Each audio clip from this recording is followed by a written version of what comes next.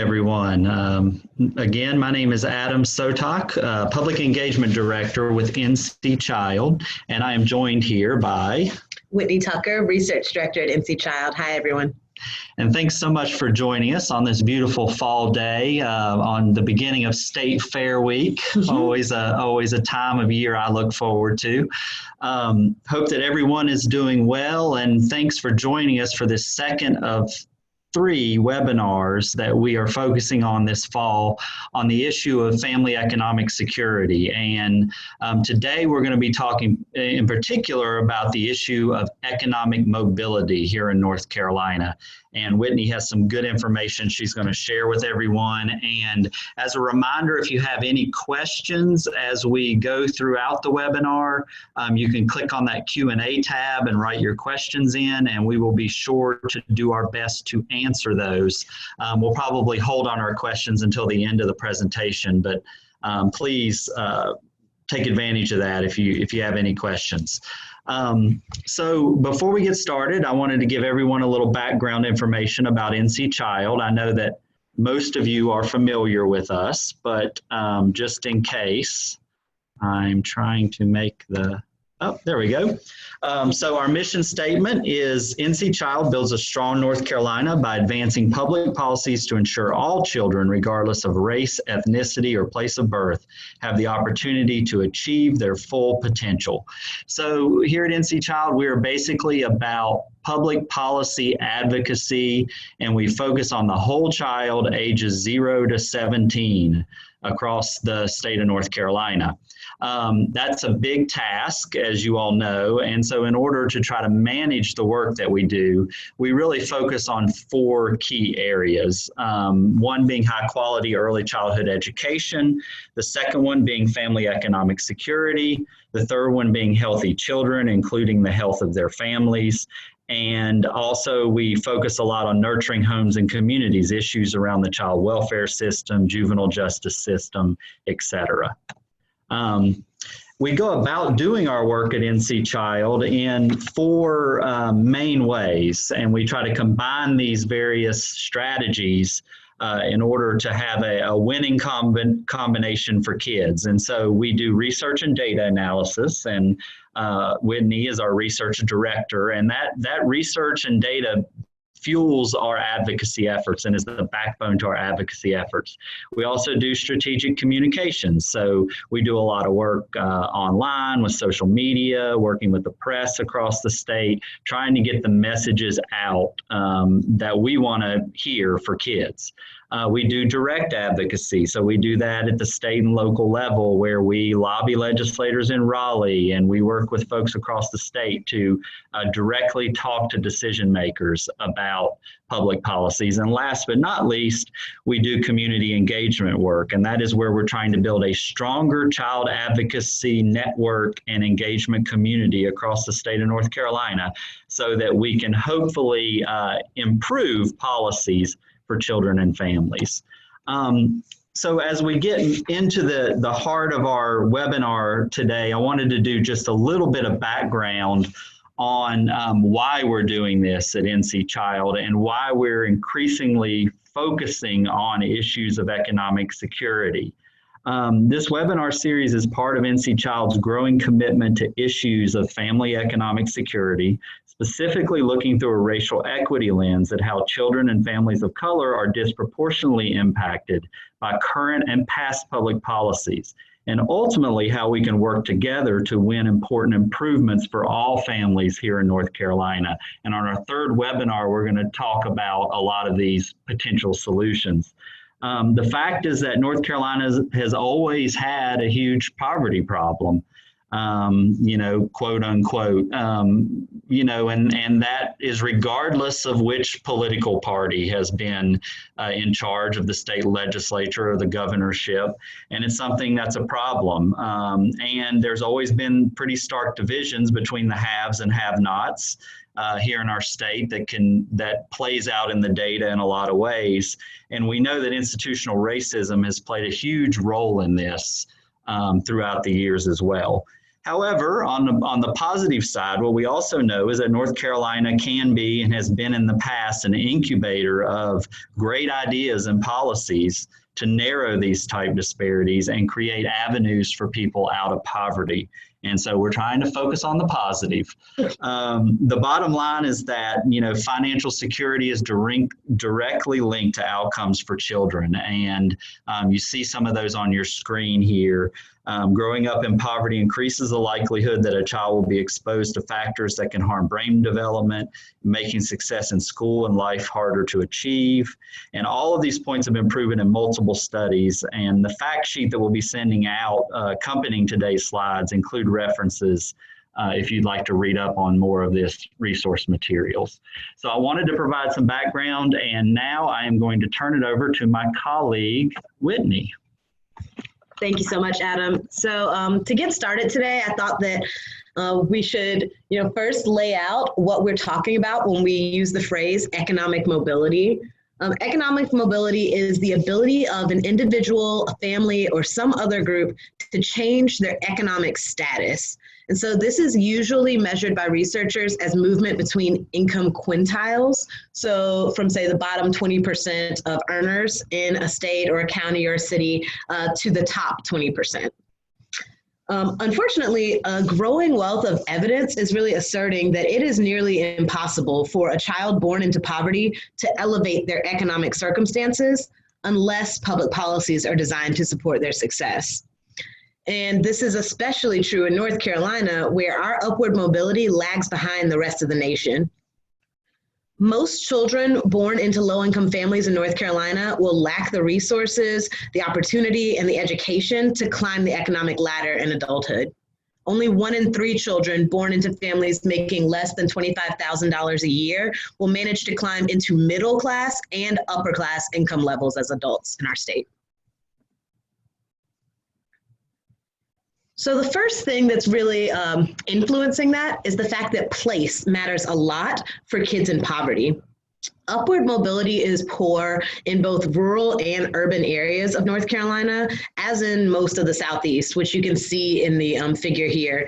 This is from Raj Chetty's research on economic mobility across the country. And what you see is that the predicted income at age 30 for children whose parents were born at the 25th percentile, so already in that really low income bracket, is still incredibly low for them, even at age 30, all throughout the Southeast, as evidenced by that darker color. But with that said, children in higher income households tend to not be impacted by location, but geography has been found to have a really strong influence on whether a child growing up in poverty will ever move up the economic ladder. This is because a number of different factors that have been linked to economic mobility for children often change from neighborhood to neighborhood. Those include things like income inequality, low quality schools, racial segregation, the proportion of single parent households to 2-parent households, which has a lot to do with how much income can come into a family. And then also social capital measured by things like voter engagement and involvement in the criminal justice system. So the reason that there are such stark differences from place to place is rooted really strongly in our country and in our state in race and racism, right? So the past is really present here. While a single person's economic mobility or lack of mobility can't be predicted by their race, the approximate mobility of an entire population on the basis of race is predictive. And that's the result of many, many years of discriminatory government policies and institutional practices. These decisions have concentrated families of color in undervalued geographic areas, as well as undervalued occupations. They've institutionalized racial disparities in wages and benefits, and they've perpetuated employment and education discrimination. And then combined, all of those impacts limit educational opportunity, they grow income inequality, they entrench racial segregation, among other things. And all of those are some of the effects that I just mentioned on the previous slide that concentrate poverty and lower economic mobility. So here I put an incredibly simplified sort of overview of some of the racialized policy that has really entrenched poverty and lessened economic mobility throughout the Southeast, but especially in North Carolina as well. So starting all the way back with the forced migration of American Indian tribes in our state, with the enslavement of Africans in the state, and then with the policies that have limited where Black people and other people of color were able and expected to live. So things like redlining that made them very unlikely to be able to get loans to buy homes, but then also policies that were sometimes not even official, but were enforced violently across the state, like sundown towns, where after the sun went down, Black people could not be seen outside without the risk of violence to themselves or their families. Those things keep some people in certain parts of a city or a county or certain parts of the state. And it makes it so that when you combine that impact with some of these other things we're about to go through with disenfranchisement and this colorblind policy that actually has really racialized outcomes in terms of people's take-home pay, that the poverty in a place becomes very concentrated because you've concentrated all of the people who are targeted by policies that create poverty. So moving forward from just that underlying racial segregation that is really strong in the state, there's been a lot of disenfranchisement over the years of voters, but then also just of people's rights to express what they would like to see in their government. So through votes and other forms of social management. So Jim Crow did things like obviously limit who was actually legally allowed to vote, but then also who could be in a certain building, in a certain type of work, who could go to a certain place at a certain time, right? And over time, that changes social perceptions of what people are able to do, even though that is obviously not based in reality. It changes what we expect from our children and what we expect from our neighbors. And it changes what we are willing to pay them.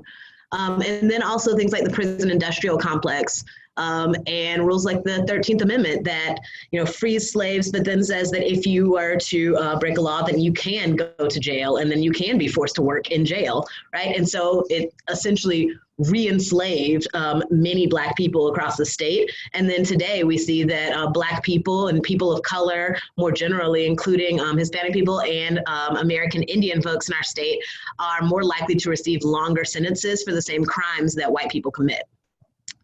And then moving forward into some of the things that seem more innocuous, we have what I like to call colorblind policy, where we think that we are doing something good for everyone, something that's not going to impact people differently, but those policies are particularly designed not to shift the scales back to address any of the inequities that were already caused by some of the earlier stuff that we just talked about. So, for example, things like the New Deal, which is commonly touted as, a really successful policy in our country that promoted economic growth and did a lot of good for the United States. It introduced things like the Fair Labor Standards Act in 1938, which gave us a 40-hour work week. It banned child labor. It established a federal minimum wage and overtime requirements. And while all of that was really great for boosting wages and improving working conditions for thousands of white workers,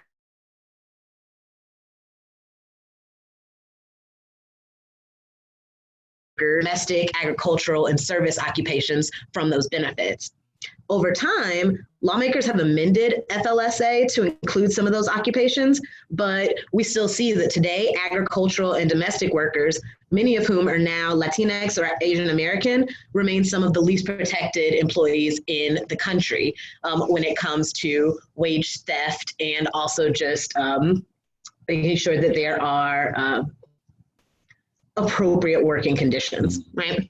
And then there are also things that are just a lot easier to see, like regressive taxation, where we know in our state that the poorest earners are more likely to spend a larger percentage of their income paying taxes than the highest earners. Right now, the lowest 20% of North Carolina's taxpayers pay 9.5% in total taxes as a percentage of their income, while the top 1% of taxpayers pay 6.4% in total taxes as a percentage of their income. And then we see that this plays out, again, at that population level. North Carolina's Black and Latinx children are significantly more likely to live in concentrated poverty than white children. Concentrated poverty means that not only is your family living in poverty, but 30% or more of your census tract live.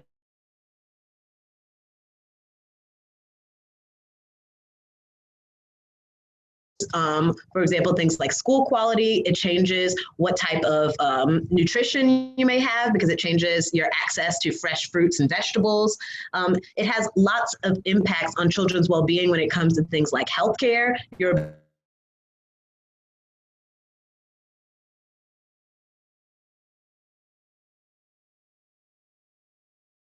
see with concentrated poverty that right now, more than half of North Carolina's children in poor or low-income homes are racial or ethnic minorities, and Black children are 6 times more likely than white children to live in concentrated poverty, and Latinx children are more than 4 times likely.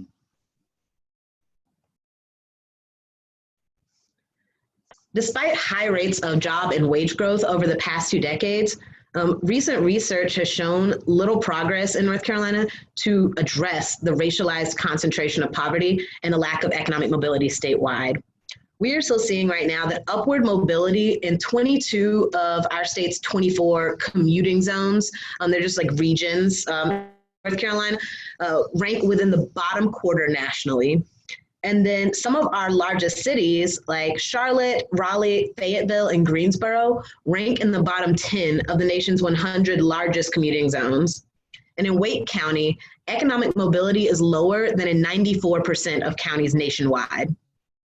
According to 2018 estimates, if a child grows up in a low-income family in Wake, at age 26, they will earn $3,000 less than a child who also grows up in a low-income family in any other U.S. county with an even average level of economic mobility.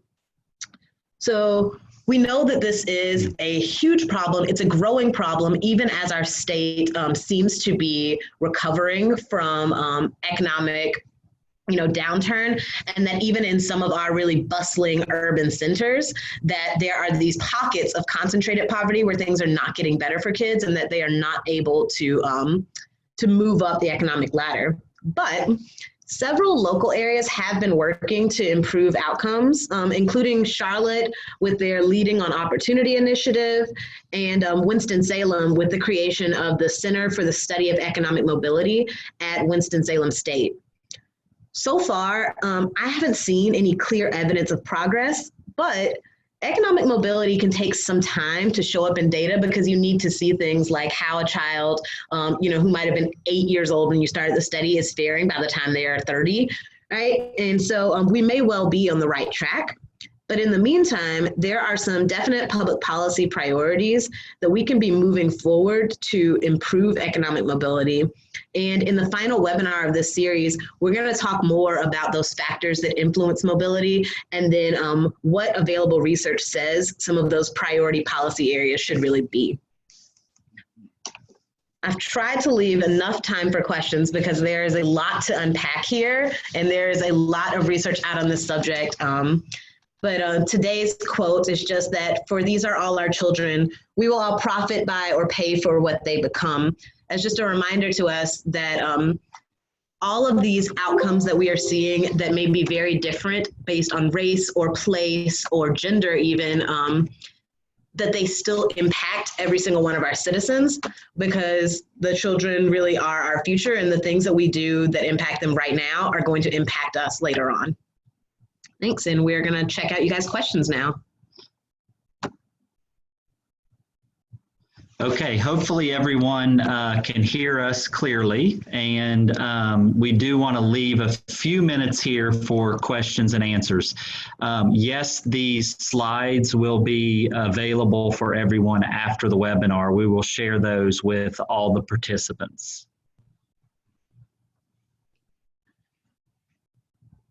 So Whitney and I will wait here just a minute and see if we have any other questions. As a reminder, you can click on that Q&A tab and type in that, and we will do our best to answer your question.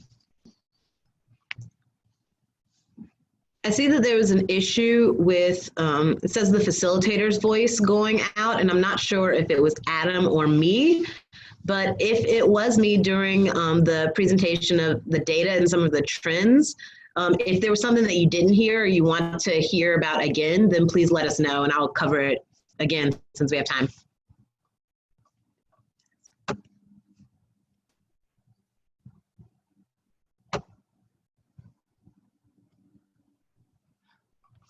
So we have a question about, do we have information available that shows mobility by county? So I believe so. Raj Chetty's research, I think that they have now produced a map where you can actually put in your like city. So I know that if you can do it at the city level, you can likely do it at the county level as well. But I'm not sure if they were working just by commuting zone or if it is actually at the county level. So I'll have to double check that, but I can get a link to Adam, and then when you all are sent the slides, then we'll include that link so that you can get it at the lowest level possible for your area. Yeah. And that's a really good question and a really good piece of data if we can have it, because as you all know, so often advocacy needs to happen at the local level, and people become more interested, quite frankly, when you're able to break it down and show them, oh, this is what our county looks like, you know, as far as this information goes. Right. I do want to caution, though, that when you look at that county level information and you see your overall level of economic mobility for a child, that, again, it's important to think about the factors that impact economic mobility and the fact that, for example, racial disparities might not be available at your county level, but you need to consider that while it might look like mobility is doing all right in your county, or it might look like things are very bad, but you know, you don't feel that on the day-to-day, or you don't see those impacts, that they're likely concentrated for children of color. They're likely concentrated for children in the lowest quality schools and for children who are living in areas where there is really limited access to resources.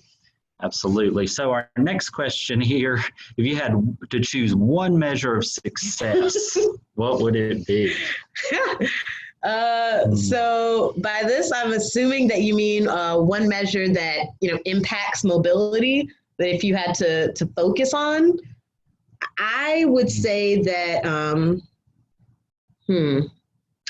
that is tough, because the research really says that all of them play at the same time. So I do want to be clear about that. But yeah, so I would say that racial segregation is probably the strongest thing that you need to be looking at, because with research that's come out as recently as 2018, you get kids of the same age with the same family income background from the same area, that Black boys are going to do worse than white boys in 99% of those commuter zones across the country, regardless of the fact that they started out at the same place, right? And so race is having a differential impact than some of these other things. And I think it's important to note that in our country and in our state in particular, that race is influenced access to income, that it's influenced access to quality schools, that it's influenced things like single parent households even, and the proportion of those to two-parent households in a certain area, which is what's, you know, really at play here. And so if you can change the racial segregation in an area, that you are more likely to see faster upward mobility, even though you're not necessarily going to change what caused that racial segregation in the first place. Right? Yeah. So our next question is, and I believe Whitney did mention this, do you know what the ratio or statistic is for Black North Carolina children living in poverty versus white children? So let's see. And so I know you looked at concentrate. Yeah. We looked at concentrated poverty. We know that African American children are 6 times more likely than white children to live in concentrated poverty. Right. However, If we're looking some other at data that we could dig up too here. If we're looking at absolute poverty, so just 100% poverty level, then we see that for non-Hispanic white children, 11% of non-Hispanic white children live in poverty in our state, and 31% of non-Hispanic Black children live in poverty. So 3 times. Yeah. And then let's see. Could you explain what commuting zones are exactly? Sure. So a commuting zone is a geographic area that is used in population and economic analysis that's just to make it easier to compare urban areas to each other. So it might be used to define some rural areas that share a common market where a lot of things are sold or where a lot of new jobs may have been created. Mm-hmm. But usually it's so that you can compare large urban areas without comparing city to city, because obviously a single city's borders don't actually show you as much of the economic impact of that city, because it doesn't include suburbs where people live, or places like RTP in our area, that sort of thing. Yeah. And not personally being as familiar with that term, Whitney, is more than I wonder if it sort of equates. Sometimes we even think about it in terms of media markets and how that works, et cetera. Like, for example, in northeastern North Carolina, that's actually like it can be lumped into the Virginia Beach type media market, because that's kind of a large urban center or what have you. But, we could probably share some more information about this. Similar idea, post-webinar. A commuting zone includes not only the urban center, but the areas around it where people would travel to work, right? And so when we include that additional information with these slides, I'll include a link to Raj Chetty's research, and they go into this more in detail as well with all of their maps. They also explain sort of the spread that they were considering for each local area. Mm-hmm. So we have another question here, and this is a big one. In our area, we are still very segregated by where people live, schools, and churches, which is a common theme we see throughout North Carolina, unfortunately. How do we best go about addressing this in a positive, inclusive approach? That's a big question. So first off, I will say that I don't want to get too deep into this, because it is really the topic of the last webinar, because racial segregation and income segregation are so closely tied to economic mobility. We're going to be talking about policy approaches to address that in the last webinar, and I don't want to, cover it now and leave you guys with nothing interesting for then. But I will say that it really depends a lot on your local context and what has caused the segregation in your county. Right. So when you look, I would say the first thing to do would be a data analysis. When you look at the areas that are segregated by, I'm assuming you mean racial segregation in this case, the areas that are segregated by race in your county, I would look at the different outcomes for kids in each of those areas. You could use our Kids Count Data Center for that. Is datacenter.kidscount.org/NC. And when you look at that local level, I would say which of those factors seems to be the most salient. So where are kids doing the worst in one area, the worst compared to the other area? So maybe healthcare is the biggest factor for you guys. Maybe education is the biggest factor. Maybe you really need to look at housing costs, right? Maybe there is a much higher housing cost in one area of the city than another for the residents there. Maybe there is a lack of high-paying jobs, and so it's a skills training issue. I think that you really would have to tailor the solution to the most salient problem in your area, because, segregation in general doesn't have a one-size-fits-all solution at this point in American history. Yeah, and I think what this brings to mind for me as well is the importance of talking about this from a racial equity framework in ways that that can be accessible to people. And I know that some communities are really recognizing that they have to start there, that they have to get people in the same room to have some frank conversations, have some common agreement about, how we've gotten here and really kind of forge a more multiracial approach to making some of these solutions happen. And, that can in itself is very hard and work, and but is really necessary to be at the base of, I think, really, creating some of this positive change and really getting to these policy solutions, because we have to have a common understanding, and build public will around that common understanding in order to get some of these public policy solutions passed. Because if the decision makers who are coming to the table don't have that frame of reference or that belief, for lack of a better term, then they're going to continue to advocate and push policies that are moving us in the wrong direction or not helping us make the progress that we need to make.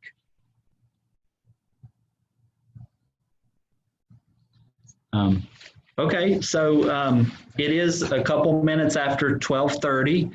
I don't see any other questions at this point in time. We really appreciate everyone for jumping onto this and for your participation.